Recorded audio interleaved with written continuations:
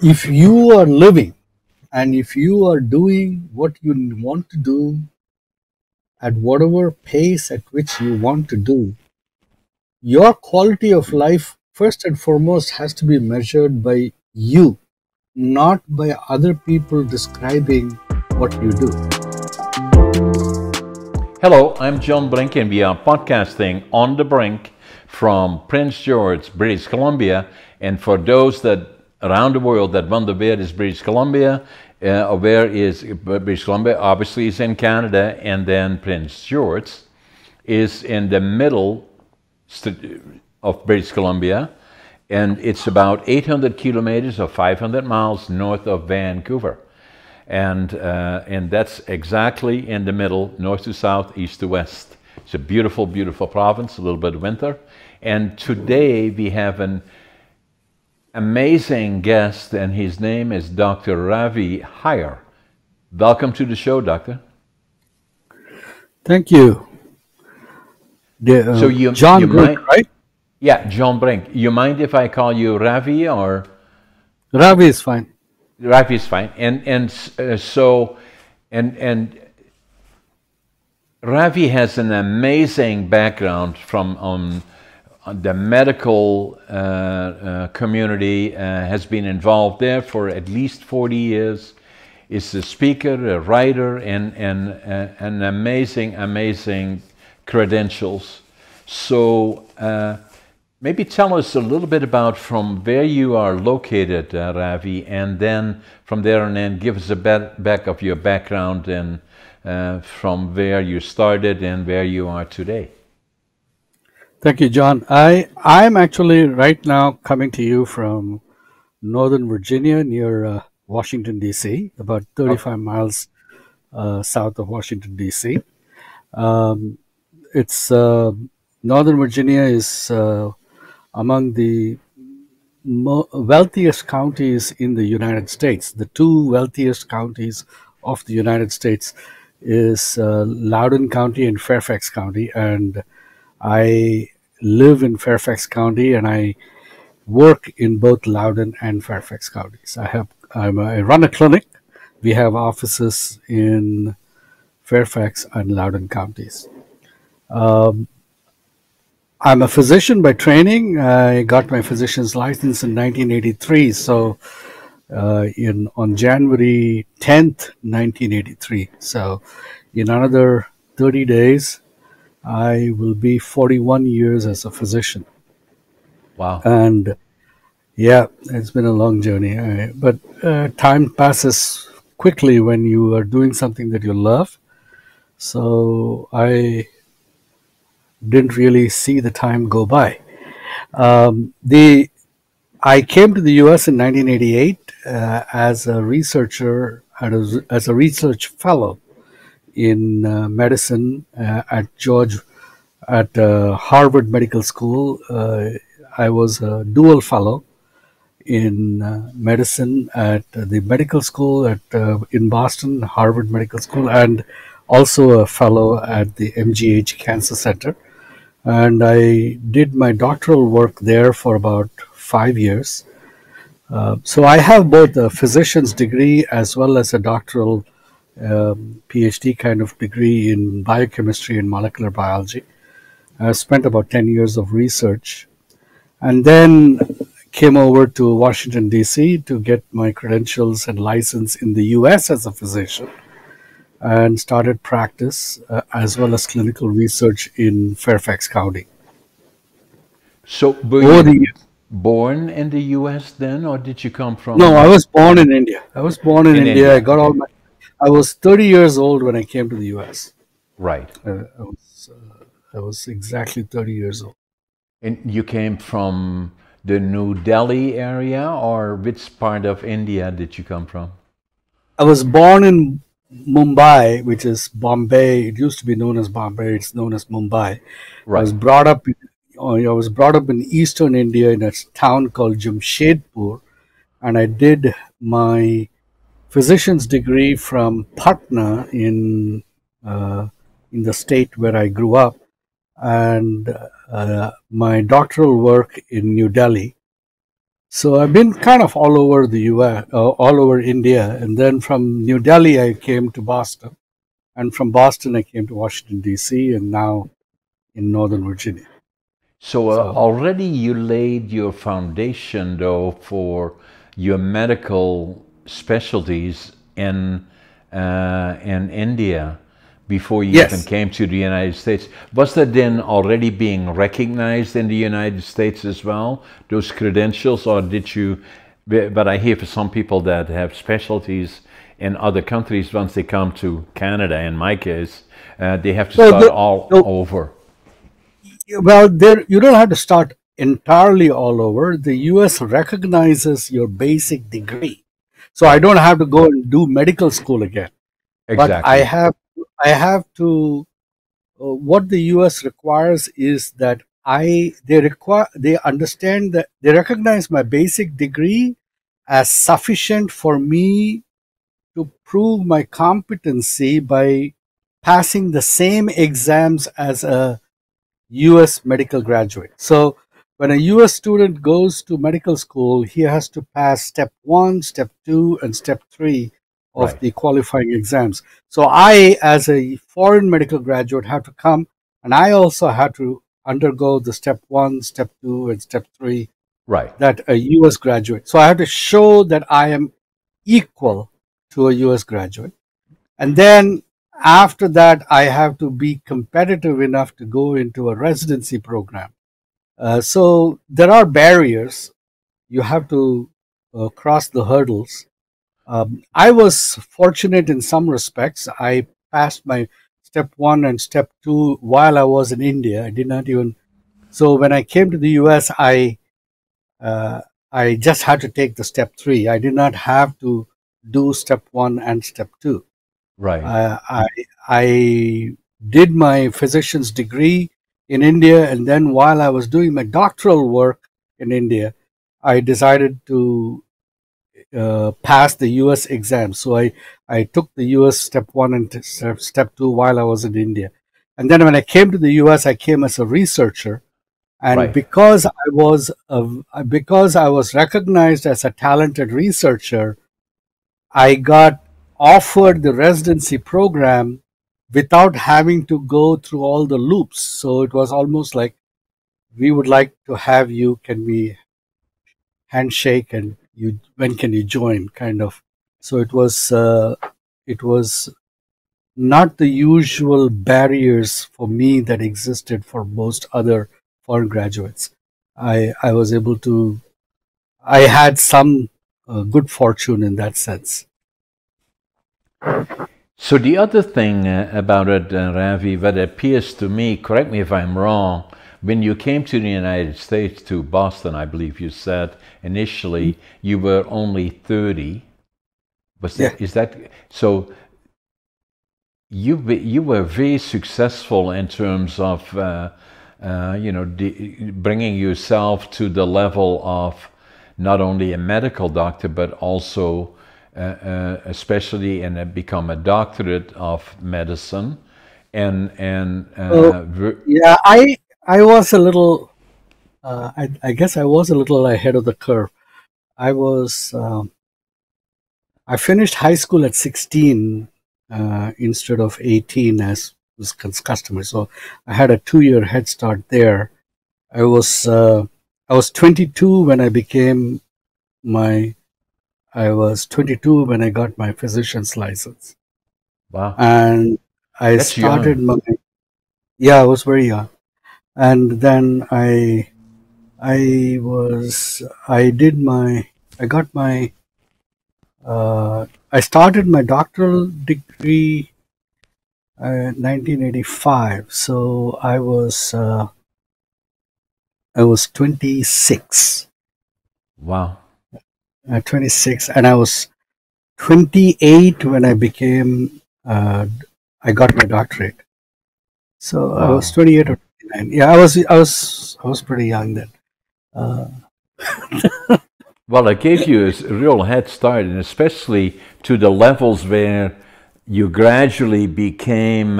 You were involved in Harvard, I heard, and then obviously already built up very quickly a reputation where you became probably somewhat later became a speaker, in-demand speaker on the issues surrounding medical medicine, but also research, and also what I noticed in looking at your biography is you're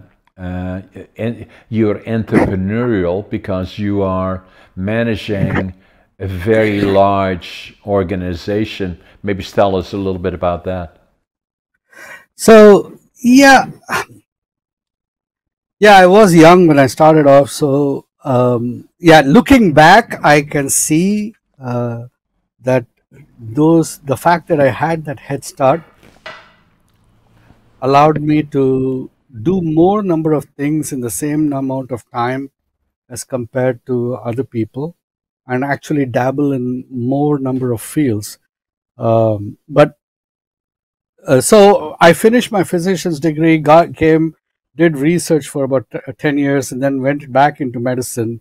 I started practice in Northern Virginia, and then while I was practicing, I started developing skill sets that brought me into becoming a director of a hospice, which I did for about 9 years, and then I became a chairman of a community hospital for about 8 years. So, so I did all of that, and at the same time, I was doing clinical research in my clinic, in my private practice clinic, as well as seeing patients. And in the process of doing that, I developed some medicines that became very popular in the clinic. And that acquired a life of its own. Some patents were issued that were successful. And then, on the support of some colleagues of mine, we decided to make a small company that develops and brings out these medicines. So we got these registered as on the OTC market with the FDA, and were got the license to sell it in the US. So they are now being manufactured from my clinic office, and they are sold all over the US and in some countries abroad. Um, so, so that's my background. I have done quite a bit, but But you're still doing a lot of stuff, as I understand it. So yeah, you're yeah, not yeah. done yet because you're not retired and kind of taking it easy, right, at this point. No, I mean because I enjoy doing it. I mean, like when you enjoy doing it, then work is not work. My life has been about the question of how does life work, and that is all that I have always focused on. How does life work? And when life does not work, how do you make it work? How do you help life work when it does not work? So everything that I do is based on that. So the other part, that observation on my part, is that at a very young age, you must have focused on the medical field. It was not coincidence. And then that became your passion, and and that became critical as far as the rest of your life went, and all the other things connected and followed it, including developing medicines that you then produced and marketed around the world, apparently. And so, my background is, we'll talk about mine as well a little bit, but I just have to show you one, because that's where we connect already, is I believe that it is extremely important to develop find your passion, and you know, and what you like to do, and on the basis of that make decisions about what am I going to do as a young person going forward, and how can I focus on the areas that I will like and build a career or entrepreneurship. So I wrote a book about that, actually. I'll show you some other ones as well. This one says, Finding Your Passion, Living the Dream. Yeah. It sounds to me that you are living your dream. And actually, so do I, because mine's somewhat different than yours. I was born in 1940 in northeastern Holland in the early state of the Second World War. And obviously, Holland was invaded by the German armies in April of 1940s. And my dad was drafted into the Dutch army in March of 1940, and the last time they heard from him, he was caught in the bombing of Rotterdam, and for 5 years they did not know if he was dead or alive. Thousands of people died, and I grew up in that area, in that environment, and my mother had me, I was pregnant with me, and I was born November the 1st, 1940.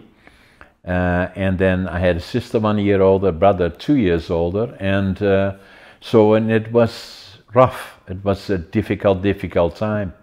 And I still remember from the time I was 3.5 and 4 years old, with bombers overhead that were bombing Germany, and towards the middle of 1940 and towards the end, and I still remember hundreds of planes in the air, and my mother used to take us outside, not to just watch the planes, they were so beautiful, but she felt safer being outside rather than inside. And I still remember as kids, and the winter of 1944-45 was called the Hunger Winter, and we used to, as kids, go out into the railroad yards with gunny sacks and picked up anything edible and burnable. And the reason that we did as kids, because they wouldn't shoot us, they would boot us one, and the next morning we'd be right back again. And it was tough going then. And the winter of 1944-45 was called the Hunger Winter, and it was the coldest winter on record. A lot of kids died, a lot of older, vulnerable people died, and then we were liberated in northeastern Holland by the Canadian Army, April the 12th, 1945. Wow. And I still remember that. But I still remember now, even, as a young 5-year-old, the feeling of hunger, the feeling of cold, and then the other part that always stayed with me, seeing too much that we should not have seen when the Canadian Army pushed out the Germans, and it was close to the border. So it got pretty challenging, and and we saw far too much that we should not have seen, and then the fear of losing the one parent, because everybody had their own challenges, was a challenge for me, and in dealing with PTSD and the inner child became an issue. I got counseling for that actually well into my 50s even. Yeah. I was not overly successful academically. I failed grade 3 and I failed grade 7 3 times. And then they said, what are we going to do with this guy? Do we send him to the mentally challenged school, or should we get him a trade? So fortunately they decided that I should get a trade, and I started working in the furniture factory at 14, and then at the evenings went to college and became a furniture maker. Wow. I was so impressed by the Canadian Army liberating us, April the 12th, 1945, that they had a small section of Canadian Army Red Cross behind our house in the schoolyard, and every morning we would go down there and they would feed us bread with cheese and butter, and the cheese and butter was bigger than the bread, and we called everybody Johnny, and we didn't really speak the language, but we did. And so it made such an impression on me that I always knew I would go to the land of my heroes, Canada. And I did that finally when I was 23. And then I had a dream. The one dream was to go to Canada.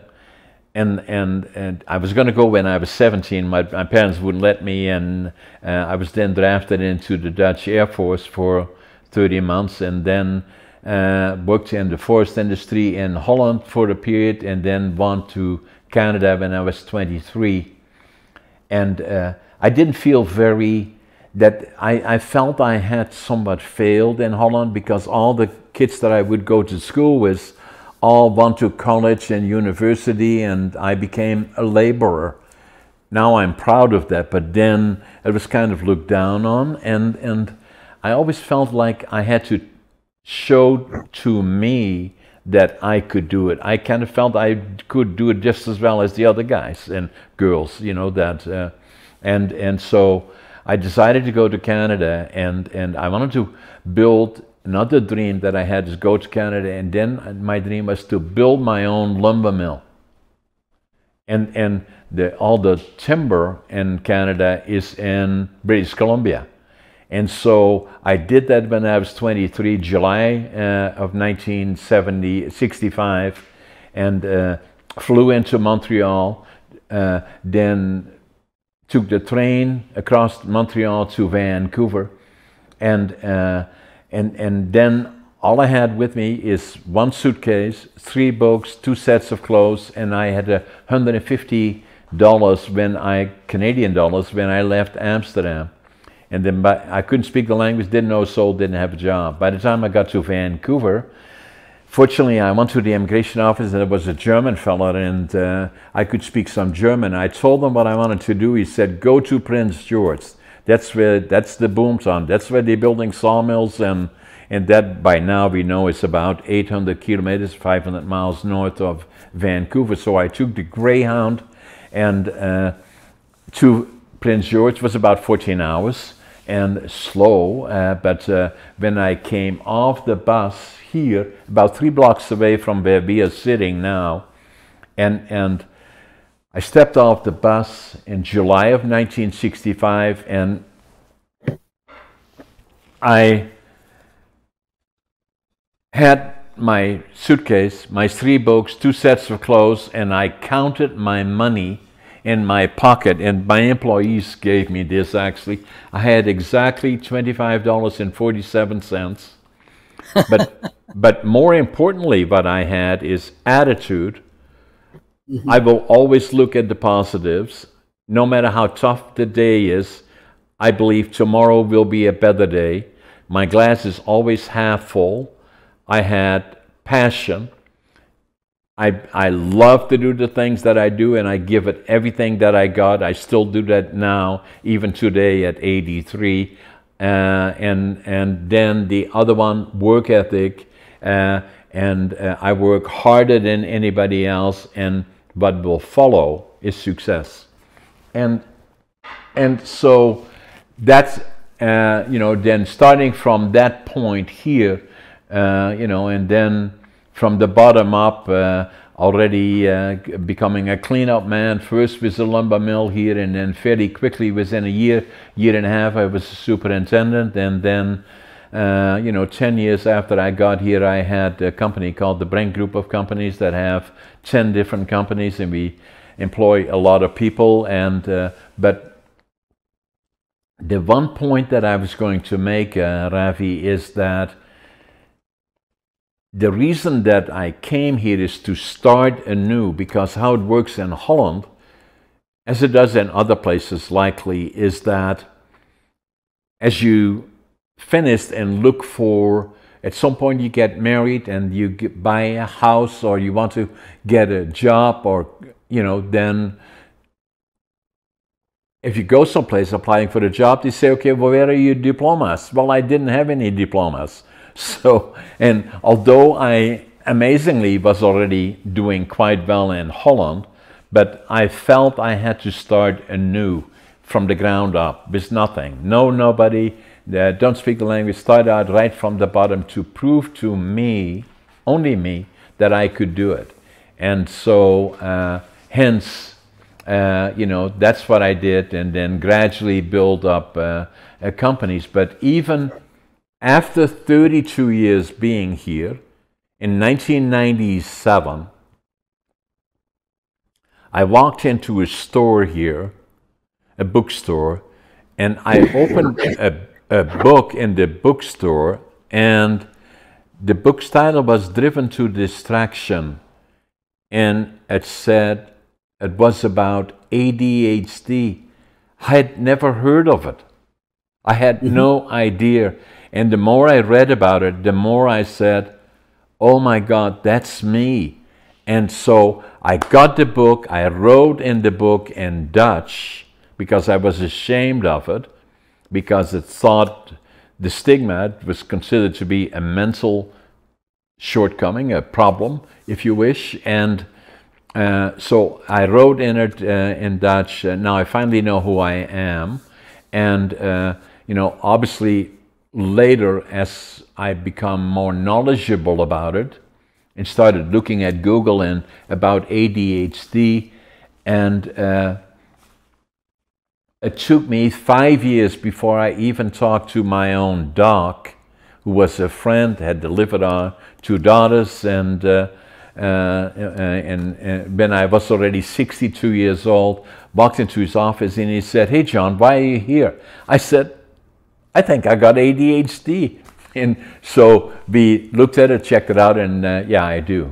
So and so from there on in, I became more vocal about it. And still even now, I speak about it. I wrote, in fact, a book about it, and it's called ADHD Unlocked. And the book that I found, in the store is that Driven to Distraction was written by Dr. Halliwell, in 1990. I still have the book, and I've gone through it many times in the past. I'm podcasting him, actually, I believe in the next week or so, and which is kind of interesting. It comes full circle. The other part that I did is that I believe is that obviously I've gone through a lot of ups and downs and all the challenges along the way, is that people said to me, you should write a book about it, and now I believe you're an author as well as part of your credentials, correct? I believe, Yes. Ravi, and so writing books is not easy, and so about 5-6 years ago, I thought I should do that, and already for a long time, about the last 20 years, I've started, stopped, and I knew if I didn't do it now, it would never happen. So here's the book that took me 80 years to live it, 20 years to think about it, and then 2 years to write it, and it is against all odds. And it's not so much about how successful John is, but most about all the challenges along the way. And, so what I intend to do is I will sign all 3 of these books. I will send you copies of it, in the next couple of days. Thank you. So, that gives you just a bit of background about me. And so what I do now is, I was a bit of a late bloomer, is that since I discovered the ADHD, it opened up the whole world for me in a way. I've been very active as a speaker on different issues, entrepreneurship, ADHD, obviously, and numerous other things. The other part is I'm an author, and then obviously an entrepreneur that has been, quite successful in a lot of areas. But the point that I wanted to make, and probably something that you can relate to and that we have in common, right from the time that I was young, I always liked to work with the lumber as a career, and it became my passion. and I'm very good at that. And the benefit of having worked hands-on, even in Holland already, benefited me in building companies here and develop products that other people were not familiar with, that I'm now manufacturing here, or products that we are making here. And you know, so it benefited me immensely. Wow, it's impressive. So it Impressive. kind of now, the other thing that I'm doing that I thought that is interesting for us, you and me, in terms of the other part that I'm doing is that I'm working on another book that is a book that comes out next July, and the book's title is Living Young, Dying Old. And it falls into your specialty area. For me, it is a question of saying that it's not age that counts, it's quality of life. And so that how can we, and at 83, I'm still very active. You know, I probably work 16 hours a day still, or 70 hours a week. For me is normal, and still run 10 companies. Obviously, I'm writing books. I'm very active as a podcaster, do a lot of speaking, and then I'm very conscientious about diet, thanks to my wife more than anything. She is vegan. I'm probably 80-20. And then to try to stay mentally fit by being active, stay positive, manage stress, but stay physically active and going to the gym. And everybody gets, the lay people at least get in their lives a shock. I was one of those categories, you know, that every New Year's Eve you make that commitment and saying, okay, I'm going to do this, that, and the other thing, and I'm going to go to the gym. So then I would go and buy a membership in the first week of the new year, and then go for a week, and then very quickly decide that I'm far too busy. I can find 100 reasons that I cannot go, and then I don't go. And then so what happened to me is I had a case of that nearly killed me, and when I was 58, of diverticulitis that had reached, and you're fully familiar with that, you know. So I have a high threshold for pain, so it became very delicate. They removed 20 centimeters off my colon, and so I'm good now, and I survived it. And but at the same time, it taught me a lesson in terms of saying, be more Conscientious. proactive, yeah, about diet, and then take going to the gym more serious. And so I hired a trainer, and I went to the gym and started working out. And by then now, I was already into my 60s, and you know, so after working out for about 6-7 years, one day somebody came in the gym and they said to me, have you thought ever about competing? And I said, me? And it's saying, yeah. And then I said, well, why not? So I did that. And then I started working towards going to the gym, very committed, competing. And so I competed bodybuilding and physique in northern British Columbia, came in second in bodybuilding, third in physique. Then competed provincially here in British Columbia, came in third in physique, second in bodybuilding. That qualified me for the nationals and the Arnolds. And that was before COVID. And then obviously COVID came, and so now I'm training again at 83 years old, going to the gym and getting ready again to compete when I'm 84 for the nationals. And again, I've already talked to Arnold about that. I again want to go to the Arnolds and competing bodybuilding and physique. The point that I'm making is that I felt I had to write a book about it, especially in so many things, and obviously you're the expert here, is that to be conscientious of how can I read a book here, and I believe it's uh, Dying Old. No, but it's a new book that came out by, I believe, the Michael Greger. This came out a couple of days ago. Is that, and I read one part of the book. I bought the book, but I haven't read it fully. Is that obviously, and one of the things that caught my attention right away. They said they did a study on 100,000 people. They did biopsies on them, and none of them died of old age. Hmm. And I thought that's very, very interesting.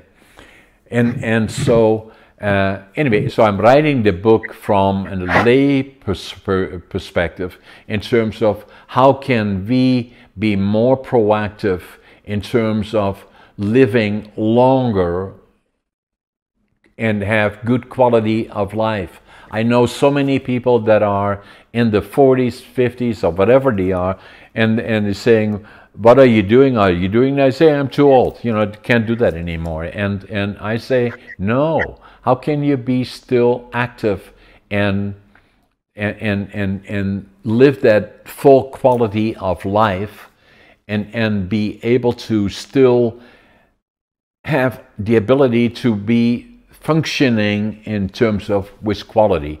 Keep doing the things, exercise, write books if you wish, or do whatever."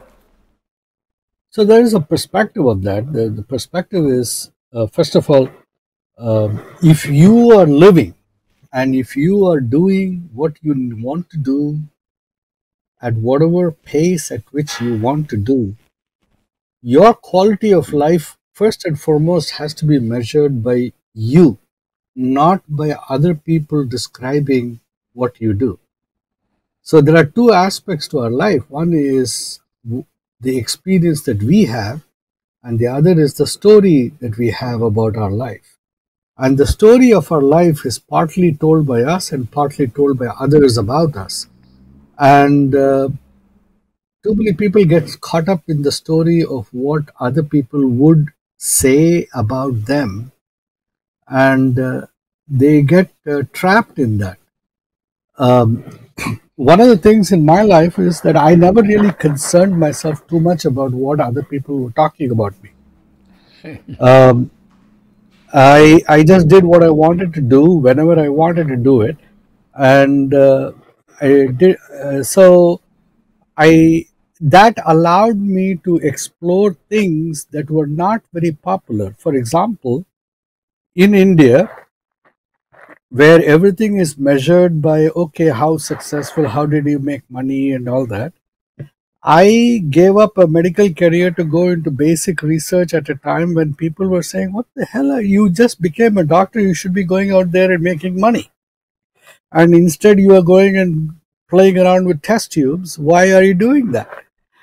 And they were not able to see what I could see at that time was that my my target was not here. It was way out in the horizon. And that target, I needed to acquire the research skills because I had a target of doing something far bigger than just making money in the local clinic.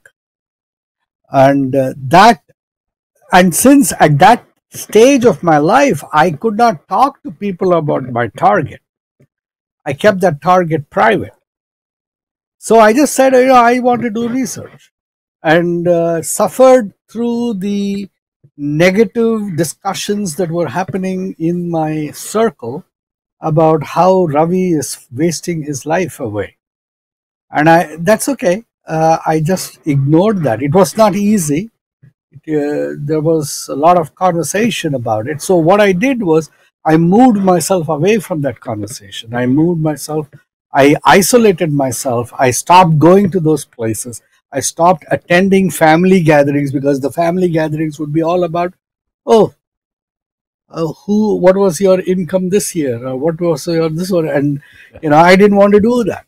I Yeah. wanted to, you know, um, there were other members of my family who were making a lot of money and uh, were going around in trips to the world around, and I was not able to do that. I was going around in a small motorbike at that time, um, and but I had a clear idea of what I wanted to do, and I just went and did that.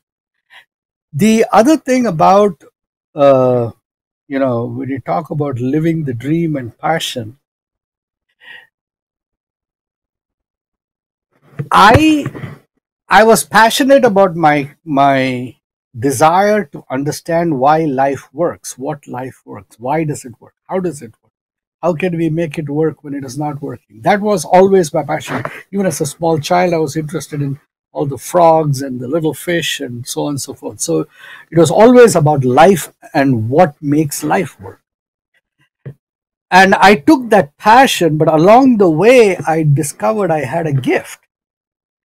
And the gift was, see, all this knowledge has no value if you cannot make a difference in somebody's life. And that was, I was lucky that very early on, when I was about 15, I found that I had a gift. And that was when I could be a space where people who came in my space, they felt safe. I could make them feel safe. Whatever doubts and fears they had, I could make that fear become less.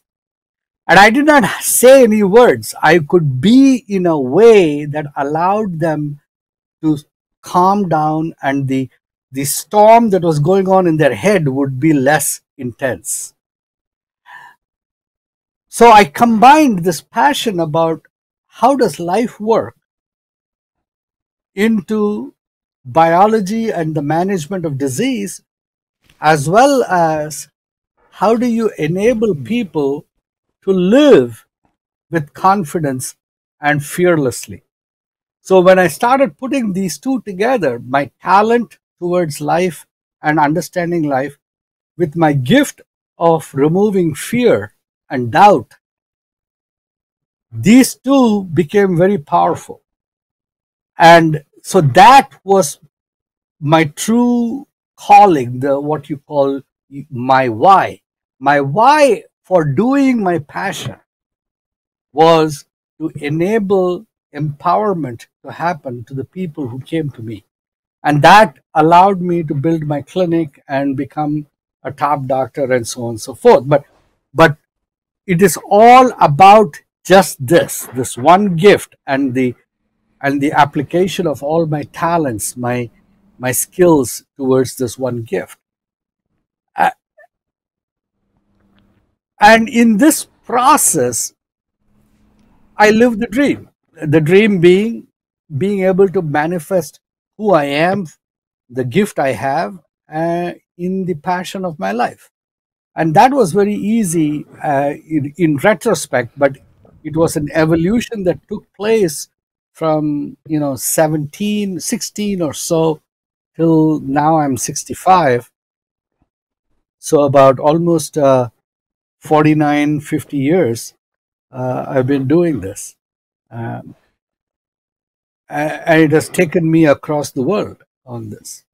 So what I find interesting about it, Ravi, is that, and I do the same as you do, is that because I'm different in the sense that I approach things different than most other people do, from the time that I was 14 and started And to like work. you, I have ADHD too. Yes, and so and then I have been. People are critical of some of the things that I do. My approach to that is that credibility is indefensible. Your friends know, and your enemies you cannot convince, so why waste your time? So I just don't do that. If I stay away from any of that, same as you do. I don't have time for it. I have no interest in it. And then the other part is that the gift is that I have that too, in the sense that it served me well is that I have the ability, I believe, of looking forward, because I look at what will happen not tomorrow and the next day or next year, but I like to look forward the next 5, 10, 15, 20 years and then act accordingly in the things that I do in my companies, and look forward in terms of what is happening, and how will things change and what do they look like.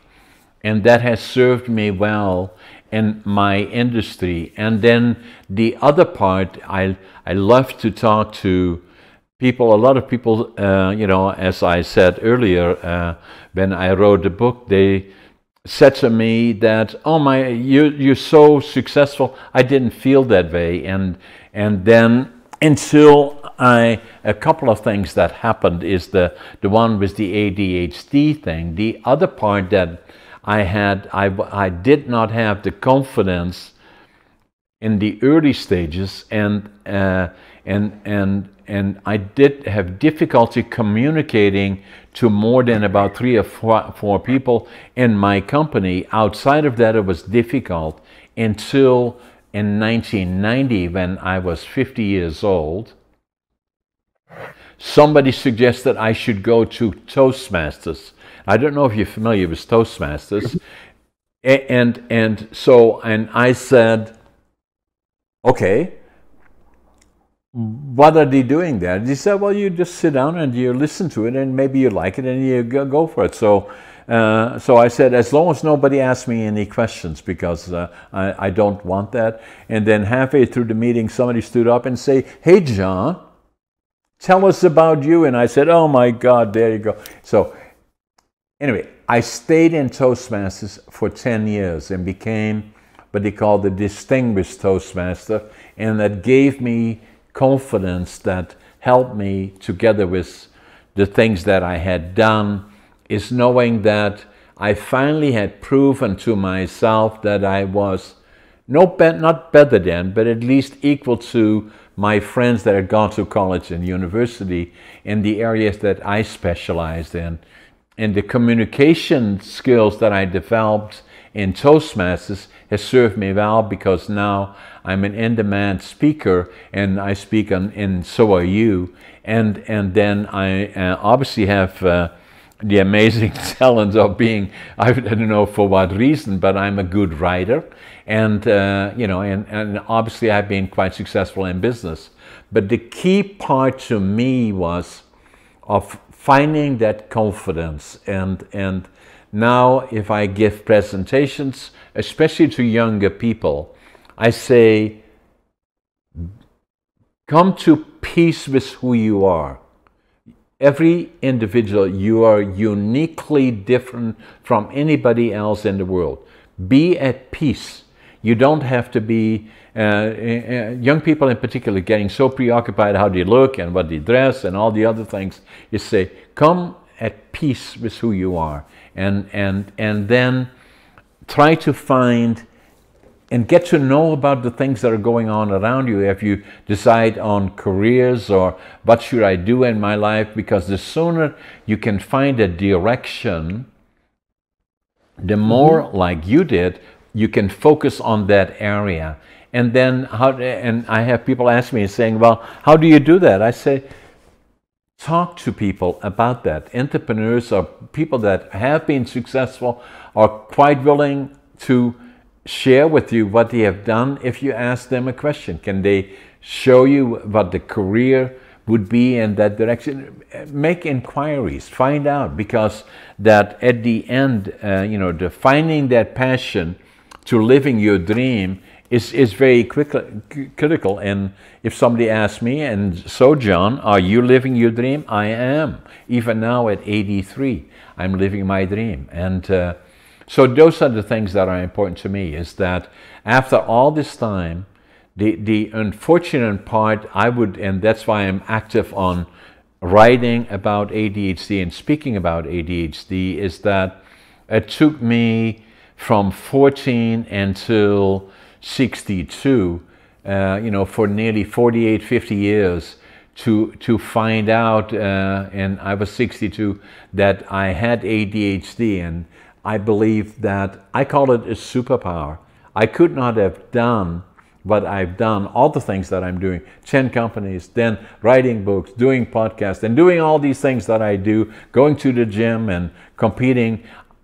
People say to me, how do you do it? I say ADHD, you know, so I can do that. And, you know, so I believe it is very important that we kind of look back and saying, you know, that ADHD in particular is, and you're the doc, obviously, it's not a, I cannot make those comments, but in my mind, it's not a medical condition, but it's something that once you have the knowledge that you then attention are issues and the normal structure of schooling, where you sit 4 years in a classroom talking about where you want to study a core issue, and all the other things, you know, you're just not very good at doing those kind of structural learning things, and you know, people that are affected by ADHD in particular have difficulty with that. Yeah, I also, like you, have ADHD, and the thing about I found my diagnosis. I was diagnosed when I was 58 years old. By then, I had already accomplished most of what I had wanted to do, and I did not even know that I had ADHD until then. Except that I knew that I knew that I wasn't the same like everyone else, but I could never figure out. I always felt that somehow I was different. I always felt like I was on the outside looking in. I would always feel a little bit apart from the crowd. Now I feel apart from the crowd, but I feel it in a different way. I don't feel it like a lack. I feel it like I'm unique. There's a difference. No question. And for the first, yeah, I don't feel. I feel I'm comfortable with my uniqueness. I'm comfortable with. I recognize that I am different, and I recognize that this difference is something special that is not to be looked down upon, but is actually to be used as a gift that other people don't have. I find this amazing, Ravi, and no question about it. I find it amazing, you know. So the other thing that I say to people about ADHD Unlocked, not only in my book, but other books like this are there, is that what I say to people in a general sense is that it should not only be people that read this book is written for ADHD person. You can start anywhere, go backwards or forwards. But the other part about it is that the people that are affected by trauma are usually slow learners. And then the other part that I say, even people now, the frequency of occurrence of ADHD or slow learners it's thought to be around 8%. I believe it is more like 20% or more. 20%. So it is 20%. Neurodiverse people is 20%. Yeah. So and even now, but I say that people that in a general way, it will always be around everybody, because either it's in your family, in your friends, or in your workplace, is they should find out about it and read the book about ADHD, because the people, as you indicated, as I indicated, tend to be slightly different. And it'd be interesting to know them, but it's not, it's an asset, it's not a liability. And to younger people, I did a presentation here to a school group, and the kids were somewhere up to 14, I think, 14 or 15, and there were about 60 of them. And I made a presentation, I gave them all a book like this one here, Finding Your Passion, Living the Dream, and but in the process, I usually talk about presentations that I do. I talked about ADHD and the book that I had written about that, and talked about that a little bit about my, my experience with it. And then after it was over, I had 3 young people come up to me and said, "I have ADHD too." And I thought, Yeah. I thought that is so precious, because the point that I was going to make, it took me until I was 62 years old before I was diagnosed. I saw the book from Dr. Halliwell when I was 57, January 1997. And that whole period before that, when they were struggling with me and saying, well, should we send them to the mentally challenged school, or should we, I did well even with it, but I say what is important now is that we recognize that exists. It's not a liability. It is simply something that it is recognized, then at least, and I meet people on a daily basis virtually that say, I've never talked about that, but I have ADHD, or they have kids that have it, and they have challenges with it. I say it's an asset. It's a superpower, and that's why I'm vocal about it. Yeah. This this whole thing is essentially the single biggest thing. In fact, that I'm right now working on my second book, and the second book is it's called Squirrels in My Head.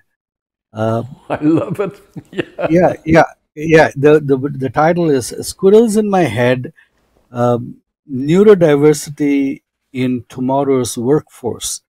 So the premise of the book is that as we go forward into the next century, work is going to be more mental. Physical labor is going to be less a determinant, more of mental labor, and therefore corporations are going to have to find out how to integrate neurodiverse with neurotypical people in their workforce. How do you create a work environment which allows for the uniqueness of the creative capacities of neurodiverse people, ADHD, autism spectrum disorder, and so on and so forth, to function? Because these people are high sensitivity people. They get overstimulated in the work environment. How do you create a work environment that allows them to function at the top level? Because they are very highly creative. What they struggle with is execution skills and prioritization, but they actually are very good at creating. Yeah. The neurotypical people are excellent at executing, at prioritizing, at going according to rules, and just uh, changing according to whatever need is there. They can quickly change, but then neurodiverse people have a difficulty in suddenly changing tack. It is difficult for them. So how do you create a workforce where both parties can actually bring their strengths to the table and offset their differences and offset their weaknesses? So that is the premise of the book, Squirrels in My Head: Neurodiversity in Tomorrow's Workforce. I love it, Ravi, Yeah. because that's exactly correct. And the success will follow if you're able to do that, is mesh the one with the other. Yeah. That what will follow then is success. So Ravi, it has been an amazing discussion and an amazing podcast, and I'm gonna sign the books and I'm gonna send them to you, and then let's stay in touch. And Oh, welcome. Yeah, I will. yeah, and then podcast again in 6 months or so, and and then our podcast, we do them. They come out the following day. I believe, they come out the following day, and we'll make sure that it will be sent to you. We virtually make no changes to it, the editing. What Okay. you heard, what we did, is exactly the way you will receive them, and that's what I do with virtually all my podcasts. In fact, we had one that we did about a year ago or so, and as I introduced my guest, all of a sudden we had an earthquake here in Prince George, and the whole building started shaking. I said, "Oh my, I think it's an earthquake." Even we left that piece into it, so, but it was a privilege and a pleasure to have you on my podcast, Ravi. I really appreciate it. And we'll stay in touch. It was my pleasure. My Take pleasure. care. Thank you. Take You care. too. Bye-bye.